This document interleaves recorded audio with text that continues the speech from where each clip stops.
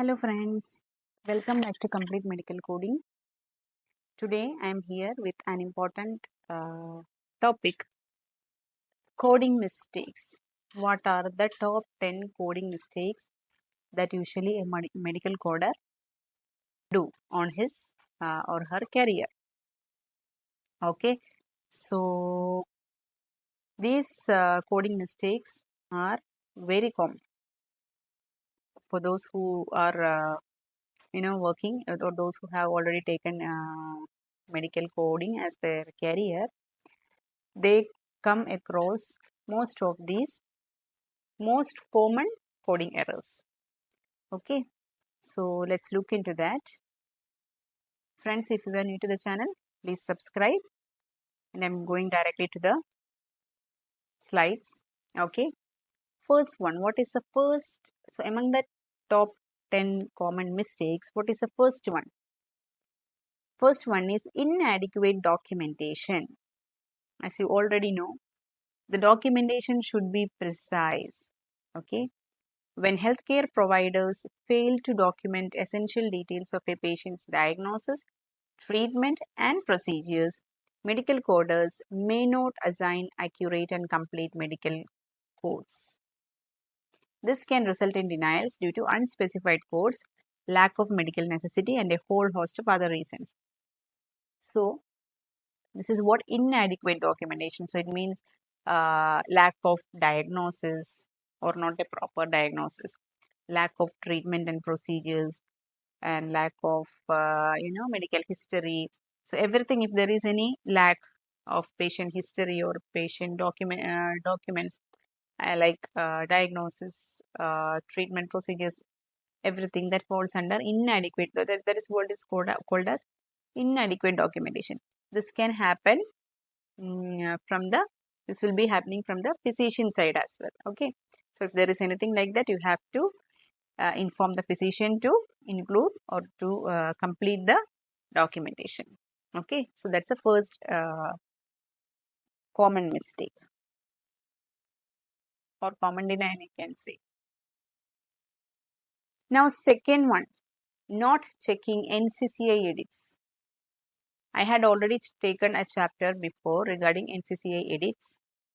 Okay, so I had already taken, I think, almost 6 to 7 videos before. I had already taken about NCCI edits. What does it mean or what is it really used for? Okay, so tell me, what is NCCI edit?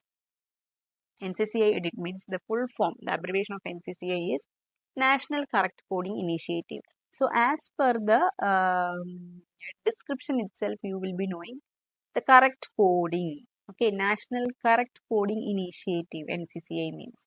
So NCCI edits, if you are not checking, okay, you will get error or you will get rejection. So how it affects?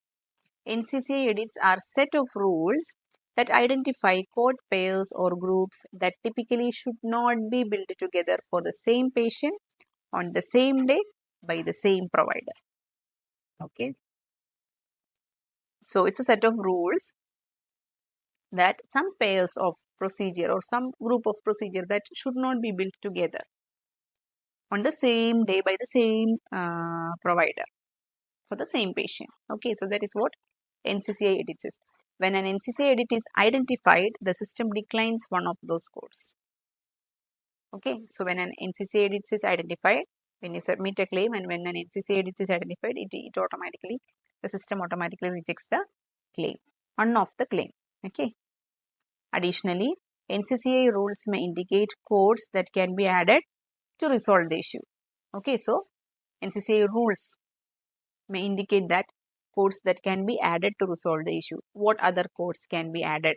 Or instead of, for example, two profiles building together, you can build one profile and the other profile. You should identify which comes under NCCI edit. That means which is the, if there is any common test or something, then remove that, whatever common tests are there, just remove and then build it separately.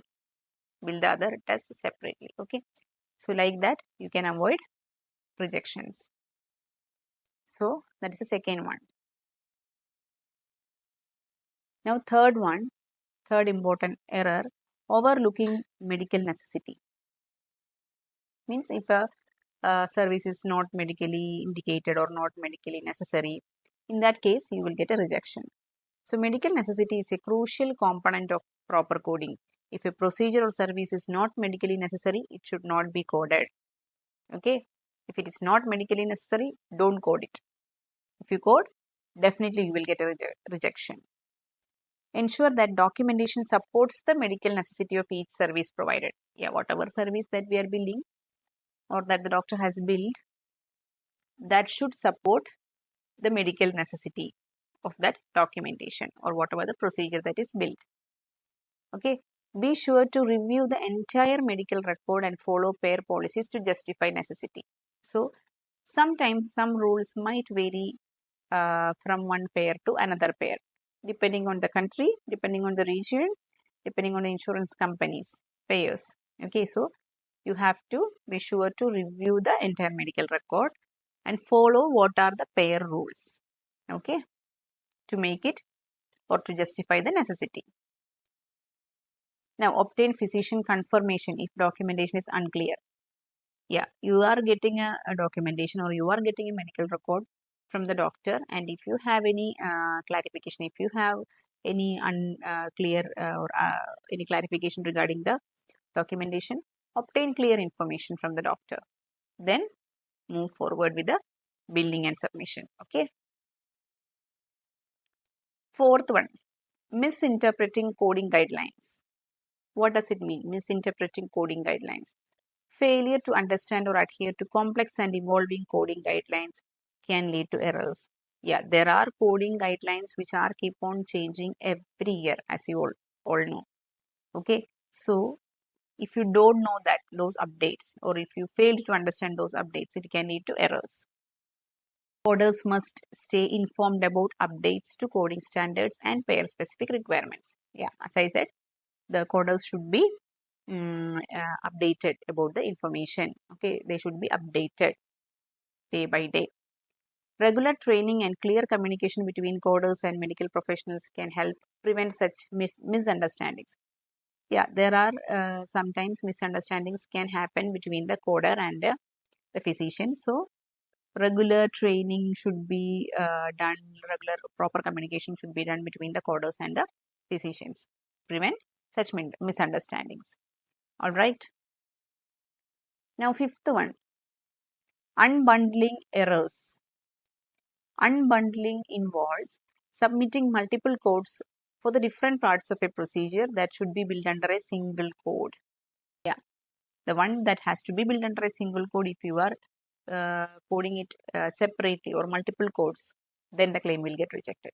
Okay. So this can artificially inflate the reimbursement amount and is generally not allowed.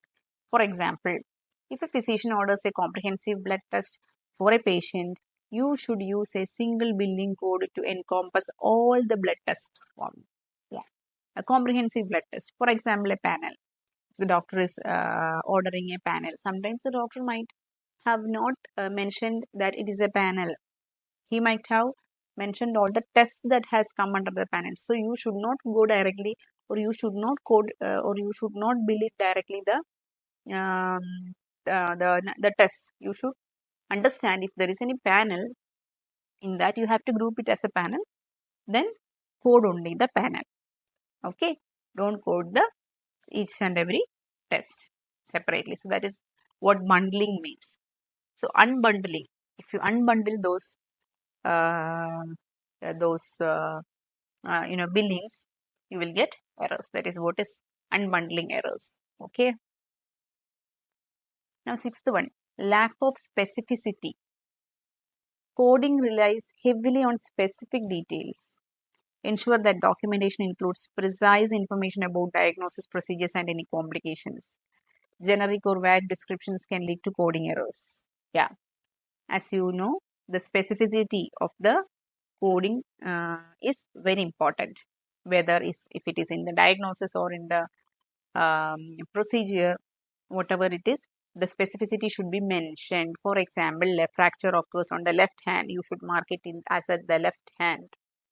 You should mark accordingly the laterality and everything in the diagnosis, and you should mention if there is any X-ray that is prescribed. Okay, if there is any X-ray prescribed for the left arm, you should specifically mention it is left and how many views. So that specificity is needed. So if you lack the specificity, there are chances of rejection. Okay. Now, seventh one, upcoding and undercoding. This is something which is important. Coding and undercoding. What do you mean by upcoding? What do you mean by undercoding? Upcoding involves billing for a more expensive service than that was provided, while undercoding involves billing for a less expensive service. Okay, so upcoding means billing for more expensive service, but that was not the service which is provided. It might have a less expensive service that was provided, but we are billing an expensive one. So that is upcoding, and the vice versa, that is undercoding. If you are billing for less expensive and the treatment given was expensive one, that is undercoding. Usually upcoding is errors are happening more than undercoding, because undercoding, of course, nowadays everything is business, so it will be feasible for the insurance companies, so you won't get any rejections when it is undercoding. The chance of rejection is less, but for upcoding, chance of rejections are more. Okay, so both practices are problematic. Upcoding, so but what will be the loss as a medical coder? That is what is mentioned in the second point. Both practices are problematic. Upcoding can lead to accusations of fraud, while undercoding can result in lost revenue. Yeah, so upcoding will result in fraud because you are doing a fraud case, right? And undercoding can result in loss of revenue. Okay, as a medical coder. Now, these errors often occur due to misunderstandings about the services provided or intentional efforts to maximize reimbursements. Okay, so these errors usually occur due to some misunderstandings about the services provided. If there is any misunderstanding, or if the coder doesn't know what is the exact service provided and the doctor has not mentioned it properly, then it could be a fault from the doctor's side, or it could, or if a coder couldn't identify what, or couldn't understand what exactly doctor has mentioned, so it can be a fault from the coder side as well. So that's like misunderstandings can occur in errors. Okay, so that is upcoding and undercoding. Now, eighth one, inconsistent code assignment. What do you mean by inconsistent code assignment? Code selection should be standardized across an organization and reflect proper compliance guidelines. Inconsistent code selection can make benchmarking difficult and lead to incorrect payments. Using outdated medical codes may result in denials or delayed payments. So, outdated medical codes, the expired codes or the deleted codes, that can result in delayed denials, not delayed. It is not delayed payment. Yeah, of course, it's a delayed payment plus it's a denial as well. Okay, so the code selection should be standardized. It should be updated code that you are using according to the compliance and regulation guidelines. Okay, sometimes in few countries they were using 2018 version, few will be using 2021 version, so it keeps on varying. So according to the compliance and regulation guidelines, that code should be standardized. Okay. Now, ninth one, randomly using modifiers. Just simply picking modifiers and putting it. Okay. Coders must ensure the correct documentation rationalizing a procedure in addition to the correct use of modifiers. Medical billing modifiers clarify circumstances under which services are rendered. Using the wrong modifiers or omitting them entirely can lead to claim rejections. The American Medical Association finds modifier 22 is highly overused due to a lack of documentation around why a procedure was more complex than usual. Okay, so simply putting on modifiers here and there, or in order to avoid any delay, sometimes coders think, okay, let's put this modifier or let's add the modifier, or in order to generate more income. Sometimes they might be, or sometimes misusing You can say misusing the modifiers, or else you can say inappropriate, incorrect modifiers, putting incorrect modifiers. All this will lead to claim rejections. And as per the AMA, American Medical Association, most common overused modifier is modifier 22. Okay, so what is modifier 22? Modifier 22 signifies that a procedure required substantially more work than typically expected. That means a complex one. As mentioned here itself, the procedure was more complex than usual. So in that case, we append modifier 22. So there is no question in why the procedure is complex, but the insurance companies will ask why is it complex. So more common unused modifier is 22. Okay, so that rejections are also common. Now last but not the least, there are more errors as well, but among the top 10, the last one is failing to double check, which is a common one. Okay, failing to double check what are the codes or whatever we had entered should be correct. You have to always cross check it. Before submitting a claim, always double check your coding and documentation for accuracy. Mistakes can happen, but a careful review can catch and correct them before they lead to claim denials or audits. Yeah, as I had told you, there can be mistakes which can happen, but always cross check, always double check what are the documentations, what are the codes that you had entered, or what are the details, patient details, everything, each and everything you have to enter. You have to cross check, double check before submitting a claim, so that it will not lead to any rejection. Okay, so that's it, friends. These are some important 10 common coding errors that you might encounter. Okay, so but there are more than these 10. There are many more coding errors you will encounter when you start working or when you start your career. So this is just for your understanding. Okay, so thank you so much, friends. And if you are new to the channel, please support me, please subscribe, please like and share my videos, and thank you so much. Stay tuned. Bye. Take care.